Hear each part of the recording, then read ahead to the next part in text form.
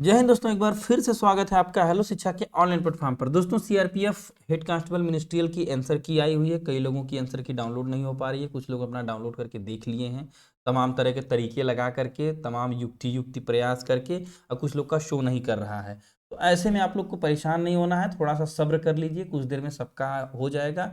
और हाँ, एक चीज़ और, बहुत सारे लड़के जो है कमेंट कर रहे हैं, मैसेज कर रहे हैं, सर मेरा इतना कम नंबर आ गया, मेरा इतना ही नंबर है, मेरा होगा कि नहीं। दोस्तों, आप पहली बात ये जान लीजिए कि आप गवर्नमेंट जॉब की प्रिपरेशन कर रहे हैं।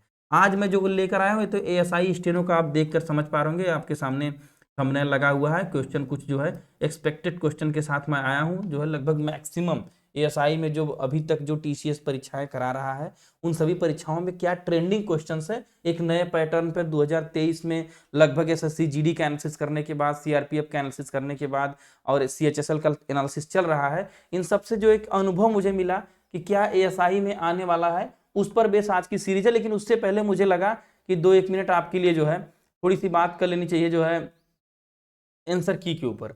आपने कई जगह वीडियो पूरा दिन, आज बच्चे आंसर की यूट्यूब का जो है टॉप सर्चिंग आइटम आंसर की हो गया जो है। तो मुझसे भी कई लोगों ने कहा सर आंसर की लीजिए, मैंने कहा आंसर की भाई लिंक है, एक्टिवेट हो जाएगा। ऑफिशियल वेबसाइट पर जाइए crpf.gov.in, जो भी उसकी है, सबसे ऊपर आपको लिंक मिल रहा होगा, नहीं तो मैं डिस्क्रिप्शन में भी इसमें भी लिंक दे दूंगा। और वहां से आप क्लिक करके अपना लॉगिन कर लीजिए। अभी नहीं शो कर रहा है, थोड़ी देर बाद आंसर की शो करेगा। जल्दी देख करके नंबर बढ़ नहीं जाएंगे दोस्तों, सबका वही है, जब जो रहेगा उसमें आपका पड़ा रहेगा। तो उसके बारे में ज्यादा परेशान ना होइए। कम आई है, ज्यादा आई है, कोई दिक्कत नहीं है। ऐसा नहीं है कि आप केवल सीआरपीएफ एएसआई भर्ती होने के लिए या सीआरपीएफ हेड कांस्टेबल मिनिस्ट्रियल भर्ती होने के लिए तैयारी कर रहे हैं, आप गवर्नमेंट जॉब के लिए प्रिपरेशन कर रहे हैं। तमाम संभावनाएं हैं, तमाम आगे भर्तियां हैं। आप अपनी पढ़ाई में जरा सा भी जो है ब्रेकर ना लाइए। ऐसी चीजें अगर आप डिस्टर्ब होते हैं कि सर मेरा तो नंबर घट गया, मेरा तो पेपर खराब हो गया, कम हो गया, तो आपको पीछे छोड़ देता है। आप गवर्नमेंट जॉब की प्रिपरेशन करिए, न कि किसी एक विशेष भर्ती के पीछे भाग करके अपना करियर खराब करिए। दोस्तों, बहुत से लोगों को आपने देखा होगा, थोड़ी सी आज बात 2 मिनट की करेंगे जरूर आज के आंसर की पर, कि बहुत से आप लोग को देखा होगा उनके बारे में कि वो एक ही भर्ती के पीछे लगे रह जाते हैं और अंततः उनका कहीं कम नहीं हो पाता है। आप हर एक फील्ड में ट्राई करिए। General knowledge, math, reasoning, English, Hindi grammar, इन सब सब्जेक्ट को तैयार करिए। होने वाले सभी भर्ती परीक्षाएं जो आपके योग्यता के अनुसार है उसमें बैठिए। केवल एक भर्ती के पीछे कम हो गया नंबर, ज्यादा हो गया, परेशान होने की जरूरत नहीं है। तो चलिए, थोड़ा कम समय आपका लेंगे, अभी आगे इस पर चर्चा और करेंगे जो है आंसर की वाले मुद्दे पर। फिलहाल एएसआई वालों के लिए मैं आज क्या लेकर के आया हूं, कुछ स्पेशल चीज दोस्तों। लगभग 500 प्लस क्वेश्चन इस टॉपिक से, जो भी इंपॉर्टेंट टॉपिक थे आप देख पा रहे होंगे, इनसे बनने वाले 500 प्लस क्वेश्चंस को मैं आपको इसमें कवर करवाऊंगा एएसआई वाली परीक्षा के लिए। आप लोग बार बार कह रहे थे सर एएसआई के लिए कुछ लाइए, वो लेकर के आज आया हूं। तो पहला प्रश्न आपके सामने है, भारत में जीएसटी किसकी सिफारिश पर आया था। इस टॉपिक से लगातार जो है टीसीएस या जो भी ऑनलाइन परीक्षाएं हो रही हैं उसमें पूछा जा रहा है। हर एक भर्ती परीक्षा में, चाहे वो सीआरपीएफ रही हो, चाहे वो एसएससी जीडी सीजीएल, सब में। तो एक बार जान लीजिए, काका कालेकर समिति है। जीएसटी की सिफारिश 1 जुलाई 2017 को हुई थी, लागू हुआ था सिफारिश करके, सॉरी, काका कालेकर ने सिफारिश किया और 1 जुलाई 2017 को लागू हुई थी। और 1 जुलाई 2018 को जीएसटी दिवस जो है मनाया गया, 1 वर्ष पूरा हो गया। तो इसी दिन इसको भी जानते रहिए।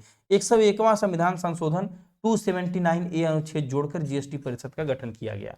तो लगभग एक टॉपिक से आपको 5 से 7 प्रश्न बनने हैं। ये मेरा आज मोटो है कि मैक्सिमम प्रश्नों को कवर कराएं जो मोस्ट इंपॉर्टेंट है। एक बार बार पूछा जाने वाला मोस्ट इंपॉर्टेंट प्रश्न है कि धार्मिक स्वतंत्रता किस अनुच्छेद से संबंधित है। तो यह तो प्रश्न था, लेकिन उस प्रश्न से बनने वाले तमाम जो और ट्रिकी कंटेंट है वह आपको देने की कोशिश किया हूं कि भारतीय संविधान में मौलिक अधिकार याद करके बिना, अगर किसी परीक्षा में आप बिना याद किए जाते हैं तो जाहिर सी बात है कि 1 नंबर का नुकसान घर पर ही करके जाते हैं।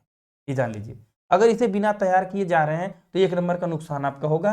अनुच्छेद 28, 25 से 28 के बीच में धर्म की बात, धार्मिक स्वतंत्रता की बात की गई है। लेकिन एक ट्रिक मैंने बताया, समस्त शोध संस्कृति के उपचार के लिए। सम से समानता 14 से 18, स्त से स्वतंत्रता 19 से 22, शो से शोषण 23 से 24, ध से धार्मिक स्वतंत्रता 25 से 28, संस्कृति से संस्कृति संबंधी 29 से 30, और उपचार से अनुच्छेद 32, संवैधानिक उपचारों का उपचार। स्वतंत्रता, समानता, मौलिक अधिकार, हमारी गुलामी की बेड़ियों को तोड़ने के लिए, हमें आजादी की जीवन जीने के लिए, यहाँ प्रतीकात्मक इमेज लगा करके आपको थोड़ा सा याद करवाने की कोशिश मैंने किया है कि आपको समझ में आए कि मौलिक अधिकार नहीं रहेगा तो कुछ इस तरह की फीलिंग आपको आएगी। चलिए अगले प्रश्न की तरफ चलते हैं। ऐसे ही आराम से समझेंगे दोस्तों।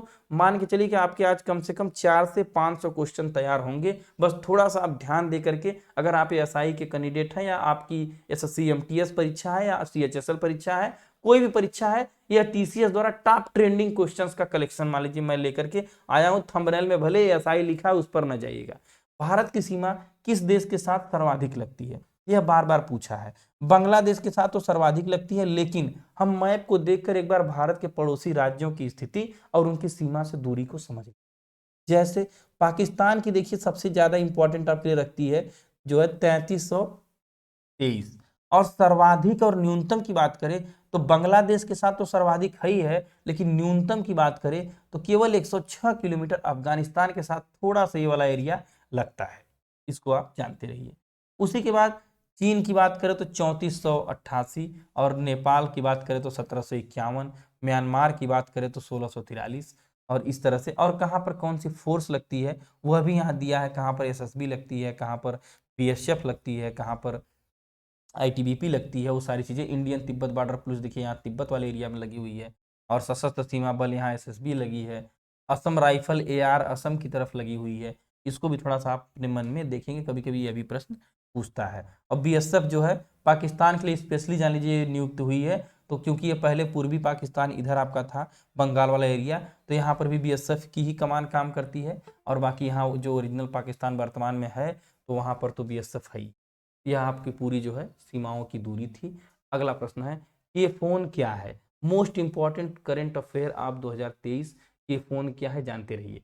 केरल के मुख्यमंत्री पी विजयन ने अपना पहला जो है ऐसा राज्य घोषित कर दिया कि जिनके पास खुद का इंटरनेट मौजूद है। के phone, Kerala fibre optical network limited इनका नाम है। इंटरनेट का एक जान लीजिए कि खुद का एक अपनी सर्विस इन्होंने शुरू कर दिया है जिसका नाम है के फोन। एक और सर्विस इन्होंने शुरू किया है, ओटीटी प्लेटफॉर्म लॉन्च कर दिया है सी स्पेस। इसको भी जानिए। ओटीटी माने ओवर द टॉप, जैसे अमेजॉन प्राइम नेटफ्लिक्स है, ओटीटी तो आप लोग अच्छे से जानते हैं, वैसा खुद का एक प्लेटफॉर्म बनाया है जिस पर ये अपनी जो भी चीजें चाहते हैं उसको ब्रॉडकास्ट या पब्लिश करते हैं। खैर ओटीटी प्लेटफॉर्म के बारे में आप लोग बेहतर जानते हैं। अगला प्रश्न है, गोताखोर पानी के अंदर सांस लेने के लिए किस गैस का इस्तेमाल करते हैं?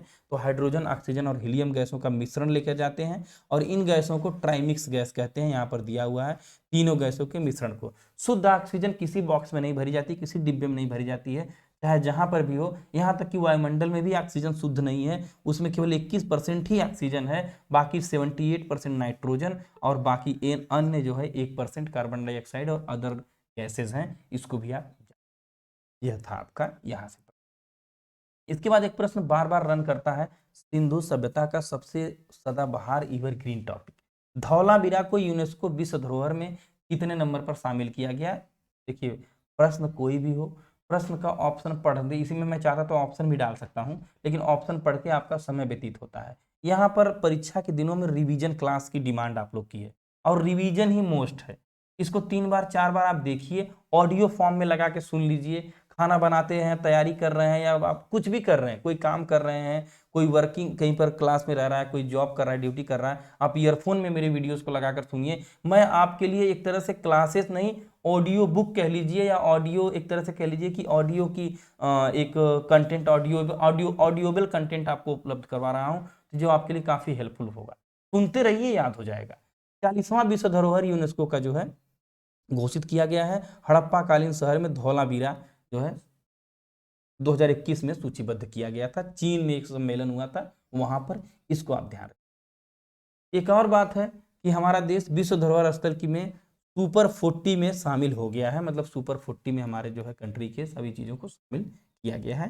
हड़प्पा, और समझिए धौलावीरा तो आपने जान लिया कि धौलावीरा कहाँ है, गुजरात में है, 40वां विश्व धरोहर है, और उसका फोटो भी आपको यहाँ दिया गया है। 2021 में इसे शामिल किया गया। लेकिन सिंधु सभ्यता के अन्य और भी जो जगहें हैं, जैसे हड़प्पा कहाँ पर है, पंजाब पाकिस्तान। लोथल सबसे बड़ा बंदरगाह गुजरात में है, इसको भी जानते रहिए। बनवाली हरियाणा के फतेहाबाद में है। आलमगीरपुर उत्तर प्रदेश के मेरठ जिले में है। पूर्वी एरिया हड़प्पा का यह पूछता है। तुतका गेंडोर जो है पाकिस्तान के बलूचिस्तान में, और कोट दीजी सिंध पाकिस्तान में है। चंद हुदड़ो पाकिस्तान में है, इसको जानते रहिए। और सूत कोतदा गुजरात के कच्छ जिले में है। और मोहनजोदड़ो जहाँ से विशाल स्नानागार, विशाल अन्नागार, विशाल विशाल भवनें मिली हैं सिंधु के पाकिस्तान लड़काना जिले में। इसको जानिए। कालीबंगा माने काले रंग की चूड़िया, जहां पर मिली थी राजस्थान के हनुमानगढ़ में, जहां जूते हुए खेतों के साक्ष्य वगैरह भी यहाँ से मिले थे। तो यह थोड़ा हड़प्पा से बनने वाले इंपॉर्टेंट प्रश्न दोस्तों याद रखिए। एएसआई परीक्षा में जरूर यहाँ से आपको मैक्सिमम नंबर देखने को मिलेंगे। यह सेशन आपके लिए मददगार साबित होगा। संविधान के कुछ ऐसे अनुच्छेद जो किन्हीं न किन्हीं आयोगों का फॉर्म करता है, कोई जो है कॉन्स्टिट्यूशनल कमीशन फॉर्म होते हैं जिन अनुच्छेदों से, उन अनुच्छेदों की चर्चा यहाँ पर की गई है। जैसे प्रश्न तो है वित्त आयोग का संबंध है, which article is related to finance commission, तो 280 उत्तर हो जाता है। वित्त आयोग एक संवैधानिक निकाय है जो राजकोषीय संघवाद की धुरी है। तो यह तो प्रश्न हो गया, लेकिन आइए थोड़ा सा मैटर को देखते हैं। चुनाव आयोग की बात करें तो 324 में बात की है, 342 में चुनाव आयोग, तो इसमें सुनील अरोड़ा हैं, इनको जानिए। संघ लोक सेवा आयोग और राज्य लोक सेवा आयोग, इन दोनों की बात करें तो इन दोनों की सम्मिलित रूप से चर्चा 315 से 323 तक के अनुच्छेदों में की गई है, जो यहाँ पर मैंने दिया। अरविंद सक्सेना, और हर राज्य में अलग अलग राज्य लोक सेवा रहते हैं, उनका तो यहाँ पर एक साथ दे पाना संभव नहीं है। वित्त आयोग जो देखिए पूछा हुआ प्रश्न, ये भी जानते रहिए। डॉक्टर YV रेड्डी है 14 में। राष्ट्रीय SC आयोग अनुसूचित जाति, तो ये 80 पहले है, तो ये 80 को 338 में रखा है, और एक संशोधन लाया गया ST के लिए, तो 338A में रखा गया है। नंद कुमार जो है राय जिसके हैं, और रामशंकर कठेरिया। इसी तरह भारत के नियंत्रक और महालेखा परीक्षक की बात करें कैग की, तो 148 में है राजीव महर्षि, इनको याद रखिए। महान्यायवादी 76 में है, और महाधिवक्ता 165 अनुच्छेद में है, और इसके बाद भाषाई अल्पसंख्यकों की बात करें तो 350। यह बहुत इंपॉर्टेंट है दोस्तों, एक दो बार इसे याद करिएगा, यहाँ से आपका 1 नंबर सिक्योर करने की कोशिश मैंने किया हुआ है। चलिए अगला सेशन देखते हैं। अबाध संचरण, घूमने की स्वतंत्रता किस अनुच्छेद में है? साथियों, कई साथी कमेंट करके बहुत नर्वस फील कि सर मेरा इतना नंबर आया, इतना। आप आंसर की देख करके डिस्टर्ब न होइए, आप केवल पढ़िए, पढ़ाई पर जोर दीजिए। मैं बार बार कहता हूं कि एक परीक्षा से नौकरी नहीं मिलेगी, एक दिन में नौकरी नहीं मिलेगी, लेकिन एक दिन नौकरी जरूर मिलेगी। कई सारी परीक्षाओं को देना पड़ेगा, फेल होने का एक लंबा अनुभव लेने के बाद पास होने का भी एक लंबा अनुभव मिलेगा। जो कई बार फेल होगा वह कई बार पास भी होगा, लेकिन अगर लगा रहेगा तब। किसी एक परीक्षा से बहुत आपके साथी का हो गया, आपका नहीं हुआ, या कहीं पर आपके साथी का सिलेक्शन हो गया, आपका अच्छा मार्क्स नहीं आ पाया, तो बस ये जान लीजिए भगवान क्या करते हैं कि झोपड़ी बनाने में कम समय लगता है, लेकिन महल बनाने में समय लगता है। तो अगर आपका अभी नहीं हुआ तो वह जाहिर सी बात है कि आपके लिए बहुत बड़ी प्लानिंग करके जो है रखी गई है आपके भविष्य के लिए, जो आपको समय आने पर मिलेगी, बस आपको लगे रहना है। सफलता हमेशा एक बात कहती है कि मैं जरूर आऊंगी, बस तुम वहां मेरा इंतजार करते रहना, थक कर चले न जाना, एक दिन मैं तुमसे मिलने आऊंगी। और अगर वो आई और आप वहां पे नहीं मिले तो फिर वो चली जाएगी। तो इसलिए कहने का मतलब है कि आप अपने प्रयास में लगातार लगे रहिए, एक दिन आपको जरूर सफलता मिलेगी। ऐसा कोई नहीं है जिसने प्रयास किया हो और उसे सफलता न मिली हो। अभी तक का तो यही इतिहास रहा है कि जिसने जी जान लगाया है उसको इस सफलता ने जो है निराश नहीं किया है। 19 अनुच्छेद के बारे में बार बार प्रश्न आया हुआ है। 19A बोलने की आजादी, 19B सभा की आजादी, 19C संघ बनाने की आजादी, 19D पूरे देश में आने जाने की आजादी, और 19E बसने की आजादी, 19G व्यापार एवं जीविका करने की आजादी। मोस्ट इंपॉर्टेंट प्रश्न, अगर आपने CRPF का एनालिसिस देखा होगा तो रोज यह पूछ रहा था, शायद आप भूल गए हो, एक बार देख लीजिए। कभी आबाद संचरण पूछ देगा। मैंने एक ट्रिक भी बताया था कि एक बालक रहता है, अपनी बात पढ़ाई लिखाई करने के बाद उसे रोजगार नहीं मिलता है, तो अपनी बात को सरकार को बताता है बोल करके कि मैं बेरोजगार हूं, मैं बेरोजगार हूं, मैं बेरोजगार हूं। तो बोलने की आजादी ए में, ABCD से याद करिए। फिर उसका बात नहीं सुनी जाती है, सरकार उसकी बातों को नहीं सुनती है, तो अब वह सभाएं करने लगता है, और फिर भी नहीं सुनती है तो वह अपना संघ बना लेता है, कहता है कि मैं संघ बनाकर लोगों के साथ विरोध करूंगा। फिर भी नहीं सरकार सुनती है तो वह यहाँ वहां घूम करके जा करके जो है अपनी बात को बोलता है। फिर भी नहीं सुनती है तो वह दिल्ली में जाकर जंतर मंतर के अगल बगल बस करके वहां जो है बसने की आजादी ई में बस करके विरोध करता है। और फिर में अंत में सरकार जब नहीं सुनती है तो वह क्या करता है दोस्तों, कोई न कोई व्यापार या आजीविका करने लगता है। इस कहानी के माध्यम से पहले बालक क्या करे, पहले आंदोलन कैसे चलेगा, बोलेंगे, फिर सभा करेंगे, फिर संघ बनाएंगे, फिर आएंगे जाएंगे, फिर वहां जाकर बस करके आंदोलन लगातार, देखिए किसानों वाले एकदम बस गए थे किसान आंदोलन वाले ना, तब सरकार ने सुना, फिर भी नहीं सुनेगी तो आप कोई और व्यापार चूज कर लेंगे कि भाई कोई धंधा बिजनेस किया जाए, अब इससे काम होने वाला नहीं है। यही एक कहानी से इसको याद किया जा सकता है आसानी से। आवर्त सारणी से बार बार प्रश्न पूछ रहा है कि आधुनिक आवर्त सारणी में 117 परमाणु क्रमांक किस जो है किसका है। तो 117 की टेनेसाइन टीएस जो है यहाँ पर देखिए सिंबल दिया हुआ है 117 पर जो है। ज्ञात तत्वों की बात करें तो 118, और धातु की बात करें तो 91, अधातु 7, और खोज मोसले ने किया था। मोस्ट इंपॉर्टेंट है, 1 नंबर यहाँ से भी सुरक्षित होने का चांस है। अगर किस्मत साथ दी तो इस सारे प्रश्नों से आपको 1 नंबर जरूर मिलेगा दोस्तों, बस आप लगे रहिए। इसमें देखिए यहाँ पर कुछ इंपॉर्टेंट, जैसे कहीं पर सोने चांदी का भी पूछा हुआ है बार बार। एयू एजी देखिए 79 पर जो है पूछा है। पारा का एचजी यहाँ पर ये पूछा हुआ है जो इंपॉर्टेंट है। कार्बन का 6 देखिए पूछा हुआ है। हीलियम का 2 पूछा हुआ है। जो मैग्नीशियम का 12 पूछा है। सी पूछा है। ये सब इंपॉर्टेंट है। सोडियम का, कैल्शियम, ये सब चीजें याद करके जाइएगा, मोस्ट इंपॉर्टेंट है। यहाँ से प्रश्न आ सकता है, 1-2 बार इसका अध्ययन कर लीजिए, देख लीजिए, आपको क्लियर हो जाएगा कि क्या है। एजी देखिए 47 चांदी का, ये भी याद करिए। अगला है, संविधान के किस अनुच्छेद के तहत मौलिक कर्तव्य का प्रावधान है। 42वां संविधान संशोधन अधिनियम 1976। एक साथ मेरे साथ पढ़िएगा, कब दोस्तों? 42वां संविधान संशोधन 1976 भाग 4A में स्वर्ण सिंह समिति की सिफारिश पर 51A अनुच्छेद में शामिल किया गया। कैसे पढ़ना है? 42वां संविधान संशोधन 1976 स्वर्ण सिंह की समिति पर भाग 4A अनुच्छेद 51A में शामिल किया गया मौलिक कर्तव्य। इसको ध्यान रखिए। 42, 76, 4A, 5, 51 है। 42, 76, 4A, 51 है स्वर्ण सिंह। एक बार 2 बार याद कर लेंगे, याद हो जाएगा। मूल रूप से मौलिक कर्तव्यों की संख्या 10 थी और 86वें संविधान संशोधन में एक और बढ़ा दिया गया, 11 हो गई। 2002 में इसे लागू करके अनुच्छेद 21A जोड़ करके शिक्षा के अधिकार को भी मौलिक अधिकार, फंडामेंटल राइट बना दिया गया। इसको आप कुछ मकबरे पूछता है, मैंने बिना प्रश्न के ही यहाँ डाल दिया है, उनको जरा ध्यान रखिए। जैसे ताजमहल आगरा में है, सबको पता है। सफदरगंज का मकबरा दिल्ली में है। अकबर का मकबरा सिकंदराबाद में जो है। इत्मातुद्दौला का जो है मकबरा, जो है इत्मातुद्दौला जिसको कहते हैं, आगरा में है। हुमायूं का मकबरा विश्व विरासत स्थल में शामिल है। ताजमहल भी शामिल है, नई दिल्ली। बीबी का मकबरा औरंगाबाद। गोल गुम्बज बीजापुर कर्नाटक। शेरशाह सूरी का मकबरा सासाराम भी है। निम्न में से सबसे कम जनसंख्या वाला राज्य कौन सा है? अब समझिए, which state is the minimum population, इसको ध्यान रखिए। सबसे कम जनसंख्या पॉपुलेशन कहाँ पर है? तो अब देखिए, स्टेट का डेटा यहाँ पर दिया हूँ और यूटी का डेटा यहाँ पर दिया। अच्छे से पढ़िए दोस्तों, लगातार लगिए, थोड़ा सा आप कंटेंट पर ध्यान दीजिए जो मैं बता रहा हूँ। अगर भाई देखिए, यूट्यूब पर रील्स देखने में, कॉमेडी देखने में, मूवी देखने में मजा आता है, लेकिन ऐसे कंटेंट देखने में बोरियत जरूर होती है। लेकिन यही कंटेंट आपको पूरी जिंदगी मजा देते हैं। रील्स, यूट्यूब, कॉमेडी, फिल्में, मूवी आपको केवल 10 सेकंड के लिए हंसा सकती हैं, बस वो डायलॉग सुना और चेहरे पर मुस्कान आई। लेकिन ये जो कंटेंट है, यह पूरी जिंदगी आपके चेहरे पर मुस्कान लाया रहेगा, यह मेरा दावा है, ये जान लीजिए, यही इसका मतलब है। तो सर्वाधिक सीटों की बात करें, सर्वाधिक न्यूनतम सीटों की बात करें, सर्वाधिक जनसंख्या की बात करें, न्यूनतम जनसंख्या की बात करें, ये छोटा सा चार्ट है, लेकिन इसमें से कम 10 प्रश्न निकलेगा। कैसे, मैं बताता हूं। सबसे ज्यादा जनसंख्या इस यहाँ देखिए, यह राज्यों का बात पहले करेंगे। 20 करोड़ के ऊपर लगभग यूपी में है। यह 2011 का डेटा है। कब का? 2011 का।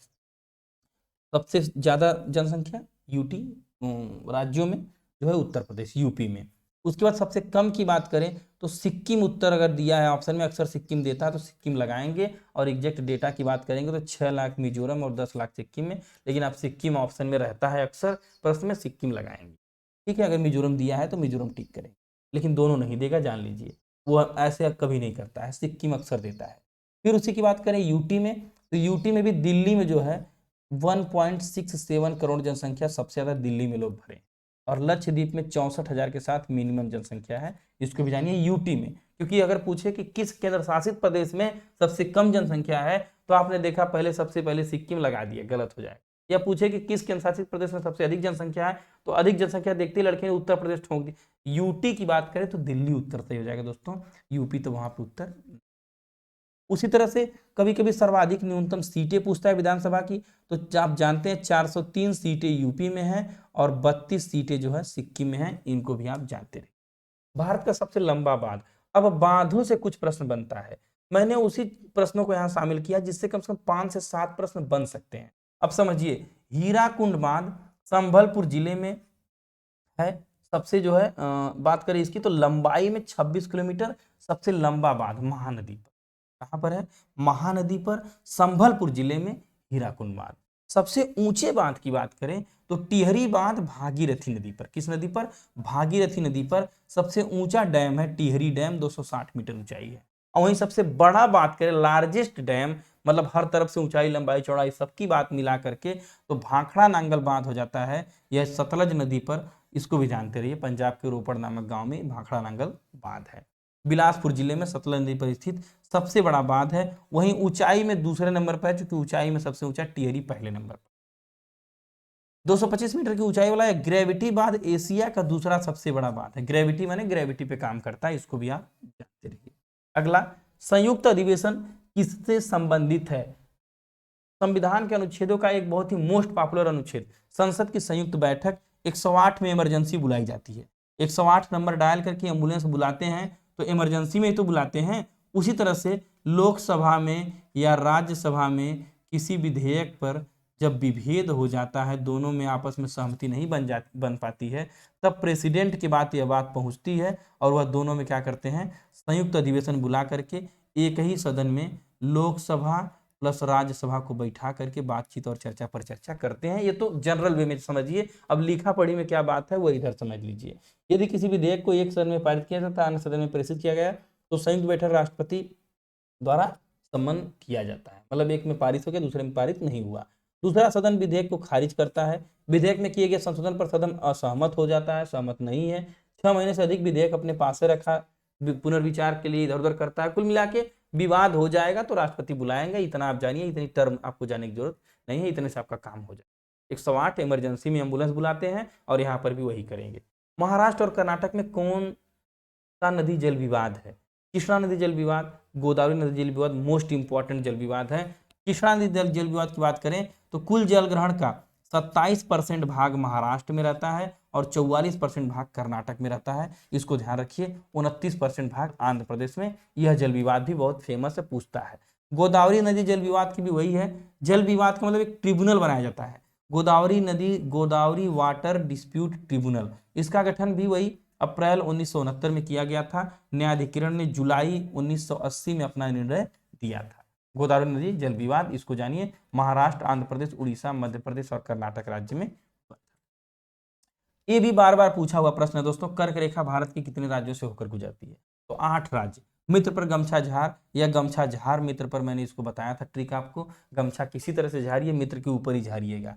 तो गुजरात, राजस्थान, मध्य प्रदेश, छत्तीसगढ़, झारखंड, पश्चिम बंगाल, त्रिपुरा और मिजोरम, इतने राज्यों में 8 राज्य हैं। प्रवेश की बात करें तो सबसे पहले गुजरात में प्रवेश करेगी, फिर राजस्थान में, फिर मध्य प्रदेश में, फिर छत्तीसगढ़ में, फिर झारखंड में और पश्चिम बंगाल होते हुए यहाँ से त्रिपुरा और मिजोरम से निकलेगी। इसको भी याद रखिए, ये क्रम से यहाँ पर दर्शाया गया। अगला प्रश्न है, गांधी जी जब 1915 में भारत आए तो उनकी उम्र क्या थी? गांधी जी जब भारत आते हैं तो उनकी उम्र और उनके द्वारा चलाए गए सभी आंदोलन एक टॉपिक में कवर करने की कोशिश करूंगा, थोड़ा सा आप ध्यान दीजिएगा। वही हाल है दोस्तों कि आपको थोड़ा सा सब्र करना पड़ेगा। मैं बार बार कहता हूं कि रख हौसला, वो मंजर भी आएगा, प्यासे के पास चलकर समंदर भी आएगा। यूं थक कर न बैठ आए परीक्षा देने वाले विद्यार्थी, वह परीक्षा की आंसर की में रिजल्ट भी निकलेगा और निकले हुए रिजल्ट के पीडीएफ को व्हाट्सएप पर लगाने का मजा भी आएगा। लगे रहिए बस। आज की आंसर की में अच्छा नंबर है जिनका, उनके लिए बेस्ट ऑफ लक, लेकिन जिनका नंबर सही नहीं है उनके लिए आगे के बहुत सारे दरवाजे खुले हैं, इसलिए उन्हें बेस्ट ऑफ लक, ये जान लीजिए। एक रास्ता बंद होता है तो कई हजार रास्ते खुलते हैं। एक पेपर गड़बड़ हुआ, कई सारे पेपर आपके बने रहते हैं आगे।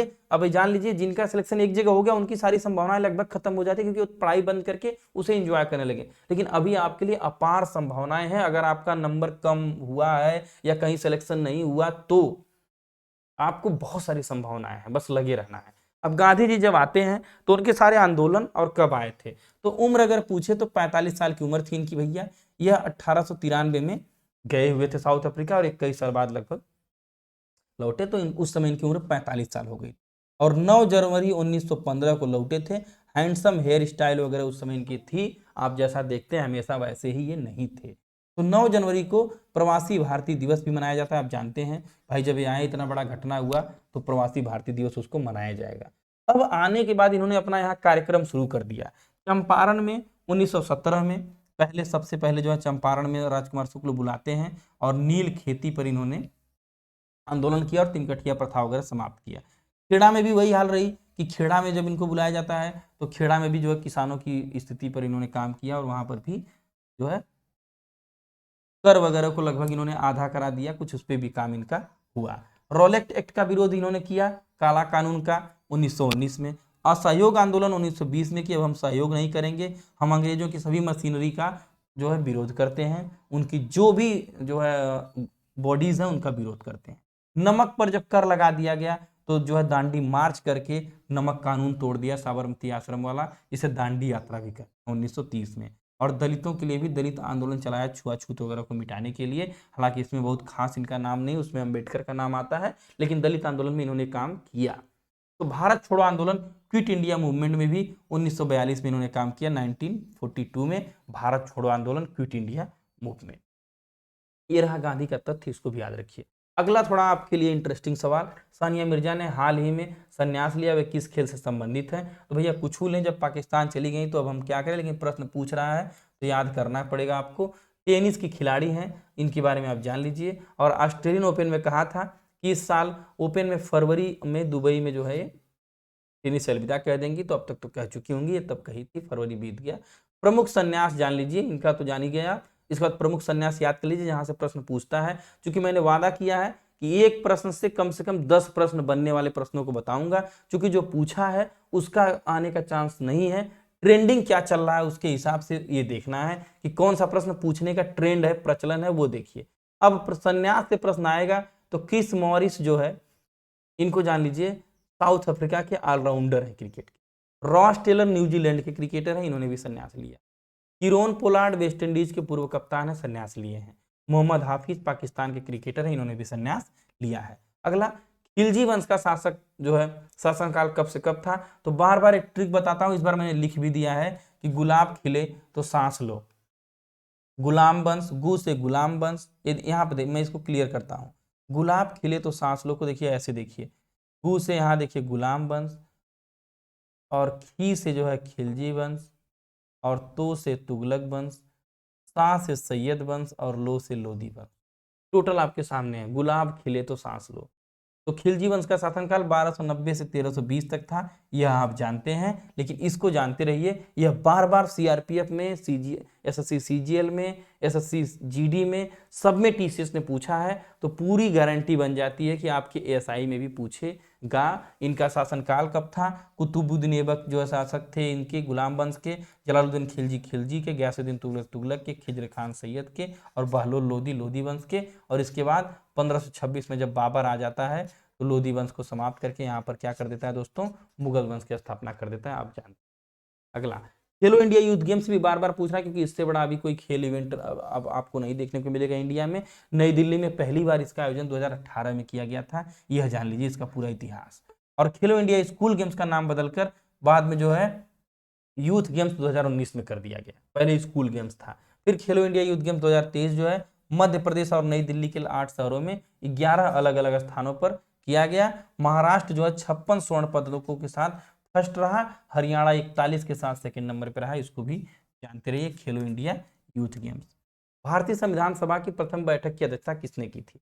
तो अस्थाई की बात करें तो डॉक्टर सच्चिदानंद सिन्हा, बहुत विवादित प्रश्न है, बार बार ये पूछता है और कभी उत्तर अदल बदल के मानता है, तो कुछ लोग राजेंद्र प्रसाद लगाएंगे, कुछ लोग सच्चिदानंद सिन्हा लगाएंगे। लेकिन अगर अस्थाई शब्द जुड़ा हुआ है, अगर टेम्पररी की बात की गई है, तो वहां पर आप सच्चिदानंद सिन्हा लगाएंगे, और अस्थाई की बात करें तो राजेंद्र प्रसाद लगाएंगे, इसको आप जानते रहिए। इसके बाद एक पूछता है संविधान किस दिन लागू हुआ? तो ऑप्शन में 26 जनवरी 1950 दिया रहेगा, वो नहीं चुनना है। संविधान हमारा जो है 26 जनवरी 1950 को बन गया, इसके कुछ भाग लागू हो गए। अगर पूर्ण रूप से किस दिन लागू हुआ तब आप 26 जनवरी 1950 लगाएंगे। इस दिन हमारा संविधान पूर्ण रूप से दोस्तों लागू हो गया, लेकिन अंशतः लागू या बनकर तैयार 26 नवंबर 1949 को हुआ था, इसलिए इसे कॉन्स्टिट्यूशन डे मनाया जाता है। संविधान में 395 अनुच्छेद और 470 अब हो चुके हैं, मूल में 395 थे। ये ब्रैकेट का मतलब ये मूल वाला मैंने दिया है यहाँ पर 395, और ये वाला जो आप देख रहे हैं 470 अभी का, और 8 अनुसूचियां हैं और 12 अभी हो चुकी हैं बढ़ करके, और 22 भाग थे, अभी ABCD वगैरह जोड़कर 25 हो गए हैं। तो जो कम वाला है वह मूल में था, जो बढ़े हुए हैं वह वर्तमान की है। भाई 395 बने थे, संशोधन करते करते 470 तक पहुंच गए, 8 बनी थी, जोड़ते घटाते 12 तक पहुंच गए, और 22 थे मूल में, और अब कितने हो गए 25। इनको याद रखें। यहाँ से एक प्रश्न आपका हर परीक्षा में बनता है दोस्तों, आपको सेशन पसंद आ रहा हो तो लाइक करके चैनल को प्लीज सब्सक्राइब करिए, और अगर नए हैं तो अपने दोस्तों तक शेयर करके कम से कम आप तो सब्सक्राइब करिए कि आप तक ये वीडियो हमेशा ऐसे पहुंचता रहे। हर जगह तमाम 4-4, 5-5 टीचर मिलकर GS पढ़ाने में लगे हैं, लेकिन फिर भी इतना कंटेंट नहीं दे पा रहे हैं, और मैं आपको अकेले मेहनत करके यहाँ तक ला करके इतना कंटेंट देने की कोशिश कर रहा हूँ कि आपकी परीक्षा में कुछ नंबर बढ़ जाए दोस्तों, और जरूर बढ़ेंगे अगर आप इनके साथ जुड़े हुए हैं। काकरापार परमाणु बिजली शक्ति गृह किस राज्य में स्थित है? तो गुजरात में। यह तो काकरापार की बात होगी, गुजरात में स्थित है, यहाँ पर फोटो लगी है। लेकिन और आइए सारे परमाणु गृह का जो है एक बार हम अध्ययन कर लें कि तारापुर बात करें तो तारा यानी स्टार्स कहाँ रहते हैं? महाराष्ट्र। रावत भाटा की बात करें तो रावत भाटा राजस्थान, और नरौरा की बात करें उत्तर प्रदेश, कैगा जो है कर्नाटक, और काकरापार गुजरात जो पूछ चुका है। कुल्लुन कुडनकुलम पर की बात करें तो तमिलनाडु, और कलपक्कम मतलब कुडनकुलम और कलपक्कम, माने ये जो टेढ़े मेढ़े हैं तमिल नाम है, जान ही रहे हैं, तो तमिलनाडु में इनका है। अब बाकी महाराष्ट्र वाला तारा यानी स्टार वाला तारापुर, इसको ट्रिक बना के याद रखिए। और रावत, र से रावत, रट से राजस्थान, और नरौरा का मतलब उत्तर प्रदेश, इसको भी आप जानते रहिए। और कैगा जो है KGF वाला कर्नाटक। रिजर्व बैंक की स्थापना किस आयोग की सिफारिश पर हुई थी? Reserve bank was established on the recommendation of which commission? तो यंग हिल्टन आयोग। RBI का पूरा पोस्टमार्टम एक साथ करने की कोशिश करूंगा दोस्तों, आपको उम्मीद है याद हो जाएगा। तो यंग हिल्टन या हिल्टन यंग कमीशन जो था, इसकी सिफारिश पर जो है RBI की स्थापना। भारतीय रिजर्व बैंक अधिनियम तो आया था 1934 में, लेकिन इसे 1 अप्रैल 1935 से इसका जो है कार्यक्रम शुरू होता है, कार्य संचालन। और मुख्यालय की बात करें तो मुंबई में। और बैंकों का बैंक माने जितने भी हमारे यहाँ कमर्शियल बैंक, प्राइवेट, सरकारी चल रहे हैं, इन सभी वित्तीय संस्थाओं का, बैंकों का एक केंद्रीय बैंक RBI है। बैंकों का बैंक RBI को कहा जाता है, और इसका मुख्य काम है बैंकों को तो रेगुलेट करना ही, साथ में मौद्रिक नीति यानी कि पैसे से संबंधित नीतियां तैयार करके मार्केट में महंगाई वगैरह को कंट्रोल करना, काम को, महंगाई को, मुद्रास्फीति को, इन्फ्लेशन को कंट्रोल करना। हर 2 महीने पर वित्त मंत्रालय के साथ यह साझेदारी करके हर 2 महीने पर जो है अपनी मॉनेटरी पॉलिसी जारी करते हैं, इसको आप जानते रहिए। इसके बाद एक प्रश्न पूछता है बार बार कि फर्स्ट गवर्नर जनरल कौन थे, सॉरी गवर्नर कौन थे? तो फर्स्ट गवर्नर RBI के जो है ऑसबोर्न स्मिथ थे। 1 अप्रैल से लेकर के 1 अप्रैल 1935 से 30 जून 1937, इतना डिटेल आपको नहीं पूछेगा, ऑसबोर्न स्मिथ आप जानते रहिए। और थर्ड की बात करें तो थर्ड गवर्नर जनरल, लेकिन इंडियन फर्स्ट है, माने भारतीय, तो ऑसबोर्न तो विदेशी है, तो CD देशमुख हो जाते हैं, इनको आप जानते रहिए। और वर्तमान 25वें अभी तक जो है शक्तिकांत दास, ये भी इनको आप जानिए। एक लोगो है कि बंगाल टाइगर और पाम ट्री किस संस्था का लोगो है? तो ये देखिए बंगाल गुर्राता हुआ टाइगर और ये पाम ट्री, दोनों जो है RBI के लोगों में हैं। बाकी यार रिजर्व बैंक ऑफ इंडिया अंग्रेजी में और भारतीय रिजर्व बैंक हिंदी में लिखा हुआ, इसको आप जानते रहिए। ये भी देख लीजिए जनसंख्या घनत्व वगैरह की बात की गई है, यहाँ पर चार्ट लगाया हुआ है कि जनसंख्या घनत्व बार बार पूछा है। तो पॉपुलेशन डेंसिटी सर्वाधिक की बात करें तो बिहार में, और न्यूनतम की बात करें अरुणाचल प्रदेश में, और अगर यूटी में बात करें तो दिल्ली में सर्वाधिक और अंडमान निकोबार में न्यूनतम। और पूरे देश की बात करें तो 382 डेंसिटी है, इसको भी आप जानिए। कुछ मुख्य तथ्य जनसंख्या से संबंधित कि पहली बार जनगणना कब हुई? तो 1872 में लॉर्ड मेयो के शासनकाल में। और नियमित की बात करें तो 81 में रिपन के, मेयो ने पहले ला दिया 72 में, और 81 में रिपन लाते हैं, 1881 में इसको ध्यान रखिए। और विश्व जनसंख्या दिवस 11 जुलाई को। आजाद भारत की पहली जनगणना 51 में हुई थी आजादी के बाद, और थीम क्या था, आवर सेंसेस आवर फ्यूचर। इसको भी आप जानिए। एक नई रिपोर्ट आई हुई है, ये आयुक्त वगैरह थे 2011 में सी चंद्रमौली, वर्तमान में जो है doctor Vivek Joshi. World population report 2022 के अनुसार भारत चीन को पीछे छोड़ विश्व का सर्वाधिक जनसंख्या वाला देश बन गया, ये जानते रहिए। द्रोणाचार्य पुरस्कार 2022 किसे दिया गया, तो इसका पूरा डेटा आपको दिया हूं। भारतीय क्रिकेट के कप्तान रोहित शर्मा के कोच दिनेश लाड को लाइफ टाइम कैटेगरी में द्रोणाचार्य पुरस्कार दिया गया। लेकिन ये तो रहा थोड़ा सा डेटा, आइए यहां देखिए 2022 का कितने लोग को दिया गया। राज सिंह को तो एक दिया ही गया, इसका जीवन जोत सिंह तेजा को, मोहम्मद अली कमर को, सुमा सिद्धार्थ शिरूर को, और सुजीत मान को, दिनेश जवाहर लाड को, विमल प्रफुल्ल घोष को। इतने लोगों को ट्रेनिंग देने के लिए, या कह लीजिए कि ट्रेनर के तौर पर द्रोणाचार्य पुरस्कार दिया गया। अगला प्रश्न है, खानवा का युद्ध किसके किसके बीच लड़ा गया, बिटवीन हुम was the battle of Khanwa fought. तो बाबर और मेवाड़ के राजा राणा सांगा के बीच लड़ा गया, तो आप जानते हैं। इसके बाद बाबर के प्रमुख युद्ध, बार बार टीसीएस पूछ रहा है कि मुगल वंश में जब हाथ लगाएगा तो बाबर के प्रमुख युद्धों को जरूर पूछेगा।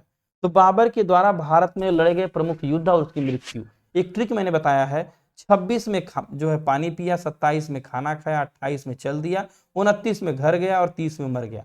बहुत ही खाना पीना में ठीक आदमी था, तो पानी पहले पी लेता था 26 में, उसके बाद खाना खाता था, और खाना खा के चलता टहलता खूब था, और टहलने के बाद अपने घर चला जाता था, और जब घर जाता था तो फिर भाई अंत में तो मरना ही तय है, जान ही रहे हैं।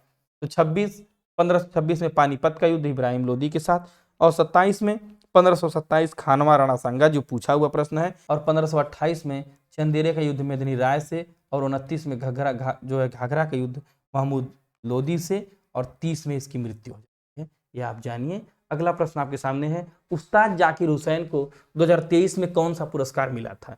Which award did the Ustad Zakir Hussain got in 2023। तो गणतंत्र दिवस पर कुछ अवार्ड की घोषणा हुई थी, उसके बारे में मैं चर्चा कर देता हूं। तो 2023 का पद्म पुरस्कार विजेताओं के नाम का ऐलान किया गया, जिसमें मशहूर तबला वादक जाकिर हुसैन को जो है पद्म विभूषण मिला। फिर ORS के जनक दिलीप महालनोबिस को भी मिला था, इनको भी आप जानिए पद्म विभूषण, और मुलायम सिंह यादव को मरणोपरांत पद्म विभूषण मिला था। कुछ प्रमुख पुरस्कार जो मुझे लगता है पूछेगा आपकी परीक्षा में, थोड़ा आपको भी इंपॉर्टेंट लगेगा, देख लीजिए। एबल पुरस्कार 2022 गणित वाला जो है डेनियल सुलिवान को, और प्रित्जर पुरस्कार की बात करें तो फ्रांसिस कैरे को। मिस वर्ल्ड की बात करें तो कैरोलिना, तो जान लीजिए इनको पोलैंड वाली को मिला है, कैरोलिना याद रखिए, पूरा याद करने की जरूरत नहीं, थोड़ा थोड़ा नाम याद करिए काम हो जाएगा। जैसे सुलिवान को एबल वाला, और फ्रांसिस कैरे को प्रित्जर, और कैरोलिना को मिस वर्ल्ड। और भौतिक में बोल्ट्जमान अवार्ड की बात करें तो भौतिक विज्ञान दीपक धर को मिला हुआ है। इस्पात मंत्रालय का राजभाषा पुरस्कार तो राष्ट्रीय खनिज विकास निगम को मिला हुआ है, और इसी तरह GD बिरला वाला प्रोफेसर नारायण प्रधान को। और इधर भी वही हाल है कि पद्म पुरस्कार में प्रभा अन्य कला के क्षेत्र में महाराष्ट्र की, और राधेश्याम खेमका मरणोपरांत साहित्य में, जनरल बिपिन रावत मरणोपरांत जो है सिविल सेवा उत्तराखंड में, कल्याण सिंह पूर्व मुख्यमंत्री उत्तर प्रदेश के रहे, इनको भी मिला हुआ है, इनको भी आप ध्यान रखिए, मोस्ट इंपॉर्टेंट चैप्टर था, यहाँ से भी प्रश्न आएगा। अगला, ब्रह्म समाज की स्थापना कब हुई थी। तो ब्रह्म समाज की स्थापना राजा राम मोहन राय ने, मैंने बताया था कि ब्रह्मा है जो राजा, तो ब्रह्म समाज राजा राम मोहन राय 20 अगस्त 1828 को ब्रह्म समाज द्वारकानाथ टैगोर के साथ मिलकर इन्होंने किया था। काम इनका मेन क्या था, सती प्रथा का अंत इन्होंने किया था। सती प्रथा, ठगी प्रथा, शिशु बलि हत्या जो है विलियम बेंटिंग के साथ मिलकर इन्होंने अच्छा खासा काम इस पर किया हुआ था। 510 ईस्वी के आसपास, साल 1829 में लॉर्ड विलियम बेंटिंग की अगुवाई में राजा राम मोहन राय जैसे भारतीय समाज सुधारक ने अथक प्रयास से सती प्रथा वगैरह को समाप्त कर दिया। यह देखिए सती प्रथा थी, इसको आप ध्यान रखें। आर्य समाज स्वामी दयानंद सरस्वती, रामकृष्ण स्वामी विवेकानंद, और प्रार्थना समाज आत्माराम पांडुरंग, इनको भी याद रखिए। मोहिनीअट्टम लोकनृत्य किस राज्य का है, तो बार बार पूछा है केरल का। क्यों इसका नाम मोहिनीअट्टम है, कि भगवान विष्णु ने मोहिनी के रूप में केरल के सागर तट पर इसे किया था, इसलिए इसका नाम मोहिनीअट्टम है। अगला प्रश्न है, प्रश्न क्या एक डेटा है कि कुछ इंपॉर्टेंट विज्ञान के जो सूत्र पूछता है वो देने की कोशिश किया। दोस्तों पसंद आ रहा है तो लाइक जरूर करिए, और नए हैं तो प्लीज सब्सक्राइब करिए। आपका सब्सक्रिप्शन हमें मोटिवेशन देता है, हमें कोई फीस हम आपसे नहीं ले रहे हैं, कोई महंगा बैच नहीं बेच रहे हैं, हम आपको फ्री ऑफ कास्ट जब पढ़ा रहे हैं तो हमें भी आप सपोर्ट दीजिए। बिना सब्सक्रिप्शन के ऐसे क्वालिटी कंटेंट रोजाना मिल पाना संभव नहीं है, लेकिन फिर भी हम लगातार आपके लिए लगे हुए हैं। नमक का NaCl जल का H2O जानते हैं। इंपॉर्टेंट लॉफिंग गैस N2O, सिंदूर का Pb3OF4 इसको जानिए, चूहा विष Zn3P2 और शोरा KNO3 और झूठा सोना मोस्ट इंपॉर्टेंट FeS, इसको भी आप जानिए। यहाँ से प्रश्न बार बार पूछा हुआ है। बाकी सारा आप देख लीजिए, स्क्रीनशॉट ले लीजिए, मैंने इंपॉर्टेंट भी बता दिया। मानव विकास सूचकांक में भारत की कौन सी रैंक है? What is the rank of India in human development index? तो यह जारी कौन करता है, क्या इसकी रैंक है, इसको जान लीजिए। पर मानव विकास रिपोर्ट 2021-22 में 191 देशों और 100 में भारत की रैंक 142वीं है, 132 है, 132वें स्थान पर है। तो 2020 और 21 में 5 साल की प्रगति में उलट एक राष्ट्र स्वच्छ स्वास्थ्य, शिक्षा और औसत आय के मापक यंत्र मानव विकास लगातार 2 वर्षों में गिरावट इसमें आई हुई है थोड़ी सी, इसको भी आप जानिए। तो 132वां रैंक। लेकिन वहीं पर बात करें प्रेस की स्वतंत्रता में तो 150 पे चला गया है, इसकी भी दशा खराब होती जा रही है। हैप्पीनेस में भी 136 में भी वही हाल है, गिरावट। और वैश्विक शांति सूचकांक 135 और पर्यावरण में एकदम हम नीचे से टॉप किए हैं 180वां। और प्रदूषण में तो नई दिल्ली एकदम हमेशा मेडल लेता है, इसको तो आप जान ही रहे हैं। इसके बाद अगला प्रश्न आपका है मोस्ट इंपॉर्टेंट प्रश्न एक दोस्तों, इसको ध्यान दीजिए थोड़ा सा। अनुच्छेद 360 संबंधित है, आर्टिकल 360 इज रिलेटेड टू, राष्ट्रपति द्वारा वित्तीय आपातकाल से संबंधित है। लेकिन 352 मोस्ट इंपॉर्टेंट है आपातकाल की घोषणा, और 356 दूसरे प्रकार का आपात है जो है राष्ट्रपति शासन वगैरह की बात करता है। और 360 वित्तीय आपात अभी तक नहीं लगा है। 358 आपातकाल के दौरान 19 के प्रावधानों को समाप्त कर दिया जाता है, इसको भी आप जानिए। आपातकाल इमरजेंसी में लगाया जाता है, आप जान रहे हैं, फाइनेंशियल इमरजेंसी, पैसे की क्राइसिस। प्लासी का युद्ध किसके मध्य हुआ था? Between whom did the battle of Plassey take place? तो प्लासी का युद्ध जो है 1757 में किसके मध्य लड़ा गया? रॉबर्ट क्लाइव और जो है बंगाल के नवाब सिराजुद्दौला के बीच। धोखे से सिराजुद्दौला को इन्होंने हराया। इसके बाद बक्सर का युद्ध होता है मोस्ट इंपॉर्टेंट। यही दोनों युद्ध डिसाइड कर देते हैं कि भारत में सत्ता अंग्रेजों की आने वाली है, क्योंकि ये बहुत ही निर्णायक युद्ध होते हैं। फिर 1764 में वही हाल है, तिलगुट सेना में हेक्टर मुनरो अंग्रेज रहता है, उधर नवाब रहता है, इधर अवध का नवाब रहता है, इधर मुगल बादशाह शाह आलम रहता है। यह तीनों पराजित होते हैं कुछ जो है, और उसके बाद जो है बक्सर के युद्ध जो है अंग्रेजों के पक्ष में जाता है। 5G ड्रोन कार्यक्रम क्या है? तो उड़ीसा के संबलपुर में वीर सुरेंद्र साई प्रौद्योगिकी विश्वविद्यालय में जो है 5G ड्रोन की एक तरह से कह लीजिए कि उद्घाटन किया गया था, और यहाँ पर IG ड्रोन्स नाम से इसे किया गया। 5G तकनीकी का इस्तेमाल सीधे कमांड सेंटर से इसे निर्देशित किया जाएगा। 10 किलोग्राम पेलोड के साथ उड़ने की क्षमता इसके अंदर है। प्रधानमंत्री दिव्यांग लोन योजना क्या है? What is the prime minister दिव्यांग लोन योजना? तो इसमें जो है रोजगार करने के लिए एक व्यक्ति को स्वरोजगार के लिए 25 लाख रुपए, व उच्च शिक्षा के लिए 15 लाख रुपए मिलेगा। इसी तरह से पीएम मानधन है, 3000 श्रमिकों को पैसा मिलना है, इसको भी जानिए। इस प्रधानमंत्री पीएम किसान 2000 वाली आप जानते ही हैं। जनधन योजना जो है खाता खोलने वाली जानिए। अटल पेंशन योजना 2015 से शुरू हुई है। आयुष्मान वाली, हेल्थ वाली आप जान ही रहे हैं। ये दादा जो है पीएम किसान वाला पैसा लेकर के मौज काट रहे हैं। बजट किस आर्टिकल से संबंधित है? In which article is the budget related to? अब इसको समझिए, यहाँ पर थोड़ा सा गड़बड़ हो गया है। बजट किससे संबंधित है? तो बजट का जो है प्रावधान, पहले तो बजट शब्द की चर्चा नहीं है, बल्कि उसके जगह पर वार्षिक वित्तीय विवरण की चर्चा है। तो 112 अनुच्छेद में जो है 112वें में बजट के बारे में बात की गई है। पहली बार बजट कब पेश किया गया, ये इंपॉर्टेंट रखता है। तो 7 अप्रैल 1860 को स्कॉटिश अर्थशास्त्री जो ईस्ट इंडिया कंपनी के राजनेता जेम्स विल्सन ने पेश किया था। और पहला बजट ब्रिटिश क्राउन के सामने पेश किया, क्योंकि अंग्रेजों के अधीन थे। इसको भी आप जानिए। फिर उसी तरह से कुछ जो अभी बजट आया था उसका जो है कुछ इंपॉर्टेंट डेटा, जैसे समावेशी विकास की बात कृषि में की गई थी, और समावेशी विकास के लिए जो है 2.1% जो है इसको भी दिया गया था। स्वास्थ्य के लिए, सभी के लिए स्वास्थ्य की देखभाल के लिए कितना दिया गया? 2.1% जीडीपी का। इसके बाद एक श्री अन्न योजना इन्होंने लाया था कि मोटे अनाज को जो है मिलेट्स को श्री अन्न कहेंगे, या जानते रहिए। और एक नई योजना यहाँ पर भी इन्होंने जो है सिकल सेल एनीमिया उन्मूलन मिशन की शुरुआत किया हुआ है हेल्थ में, इसको भी आप जानते रहिए। आखिर तक पहुंचना वगैरह इनका लक्ष्य था। समावेशी विकास, शिक्षा के लिए 2.9% इंपॉर्टेंट डेटा यह पूछा हुआ था। राष्ट्रीय डिजिटल लाइब्रेरी की स्थापना की गई है, तो भी आपको जानना चाहिए। एक प्रेस का प्रश्न बनता है दोस्तों बार बार कि वर्नाकुलर प्रेस सेवक प्रेस किस वर्ष आए? In which year the vernacular press act come? Lord Lytton के समय 1876 से 80 में। यह तो प्रश्न है, लेकिन इतिहास में प्रेस का क्या रोल रहा है, हिस्ट्री में प्रेस कैसे कैसे आगे बढ़ा है, प्रेस माने पत्रकार, न्यूज, अखबार, टीवी। तो इनके बारे में थोड़ा सा आप जानते हैं। भारत में प्रेस की शुरुआत 16वीं सदी में उस समय हुई जब गोवा में पुर्तगाली पादरियों ने सबसे पहले 1557 में एक पुस्तक छाप दी थी, धर्म की पुस्तक उन्होंने छापी, तो प्रेस की जो है वहां से शुरुआत हुई इंडिया में। तो भारत में स्वतंत्र पत्रकारिता में James August Hickey, James Hickey, Hickey आप बार बार जानते हैं, बंगाल गजट पहले छापते हैं 1780 में। इसी का नाम था कलकत्ता जनरल एडवाइजर, अंग्रेजी में था। तो अंग्रेजी में बाल गंगाधर भट्टाचार्य जो भट्टाचार्य ने 1816 में प्रकाशित बंगाल गजट को किसी भारतीय द्वारा हिंदी में प्रकाशन किया गया। और हिंदी में बात करें तो उदंड मार्तंड हिंदी का पहला समाचार पत्र है। 1826 में कानपुर में जुगल किशोर ने इसका संपादन किया। उसी तरह से प्रेस की, एक तरह से कहा जाए कि प्रेस का सोम प्रकाश एक पत्रिका थी जिसमें इनको जो है प्रेस को वर्नाकुलर प्रेस एक्ट लगा करके इसको जो है प्रेस का गला घोटने वाला, क्या कहा जाए कि प्रेस को रोकने वाला अधिनियम लाया गया। लेकिन इसके बाद जो है भारतीय प्रेस में जो है लॉर्ड मेटकाफ ने प्रेस का मुक्तिदाता कहा जाता है, क्योंकि उसने जो है प्रेस को की स्वतंत्रता दिलवाई। अगला प्रश्न इसी तरह से आपके सामने है, भारत नेपाल मैत्री संधि किस वर्ष हुई थी? In which year was the India Nepal friendship treaty sign? तो भारत और नेपाल के साथ, भारत और भूटान के साथ, भारत और श्रीलंका के साथ कौन सी संधि जोड़ती है, और भारत और पाकिस्तान के साथ, सबको एक साथ बताने की कोशिश की गई यहाँ पर। तो 31 जुलाई 1950 को काठमांडू में हस्ताक्षर किया गया था। इसके साथ जो है दोनों देशों की सीमाएं, नेपाल और भारत वाले एक दूसरे के लिए आने के लिए, देखिए नेपाल है, भारत है, एक दूसरे के साथ सीमाएं यहाँ पे खुली रहेंगी, यह इनकी सीमा है। आप जानते हैं कि नेपाल में आने जाने के लिए कोई वीजा पासपोर्ट की जरूरत खास आपको पड़ती नहीं है। यह देखिए बाउंड्री है नेपाल वाली।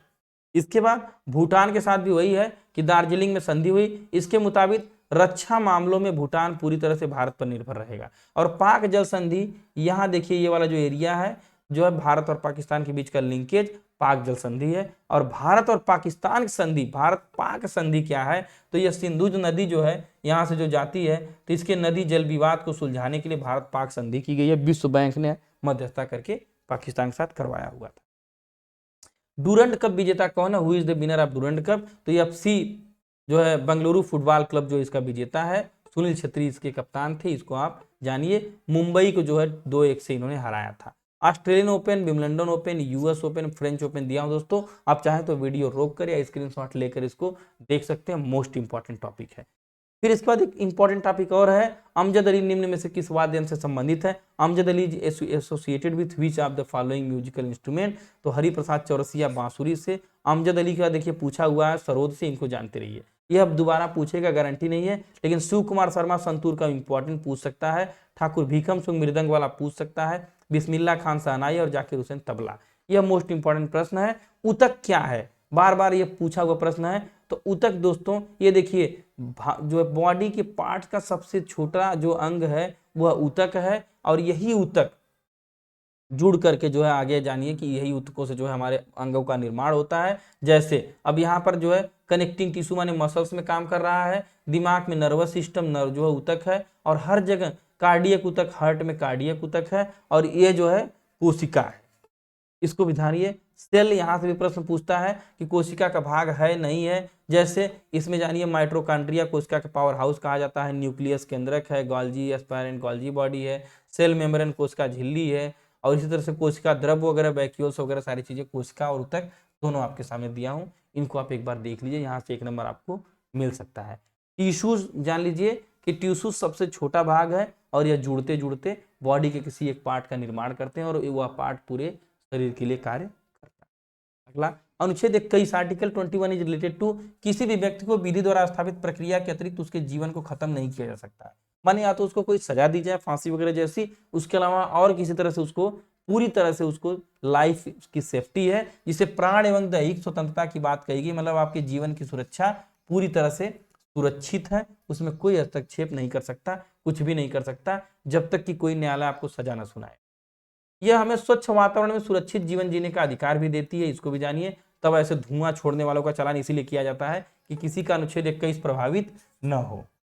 इसके बाद 21A वहीं पर जो है शिक्षा का अधिकार, जो मैंने बताया मूल अधिकार, 86वां संविधान संशोधन 2002 में आता है, और जो है इसकी धारा 2/1/4/2010 को लागू होती है।